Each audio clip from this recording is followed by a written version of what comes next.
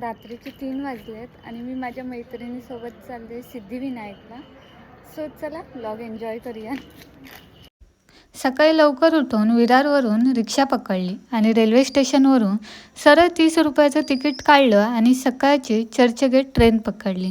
तर आम्हाला जायचं होतं दादरला. दादरला उतरून सिद्धिविनायकसाठी टॅक्सी केली. 20 रुपयात आम्ही इथे पोचलो. इथे आल्यावर एवढ्या पहाटेसुद्धा बरीच गर्दी होती. आतमध्ये गेल्यावर सुंदर असं डेकोरेशन केलेलं होतं.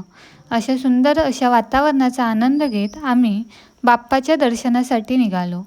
रांगेत उभं राहिल्यानंतर मंदिराच्या आतमध्ये एक सुंदर बाप्पाची मूर्ती होती. बरं, इथे बऱ्याच ठिकाणी आपल्याला बाप्पाची 8 रूपं पाहायला मिळतात. मग याचा इतिहास काय असेल बरं? तर मंदिराची स्थापना 18व्या शतकात लक्ष्मण विठू पाटील आणि देऊबाई पाटील यांनी केली होती. हे मंदिर मुंबईत प्रभादेवी दादर येथे असून स्टेशनपासून अवघ्या 4 किलोमीटरच्या अंतरावर आहे. मंदिरातील मूर्ती काळ्या पाषाणाची असून तिची उंची साधारण 2.5 फूट आणि रुंदी 2 फूट आहे.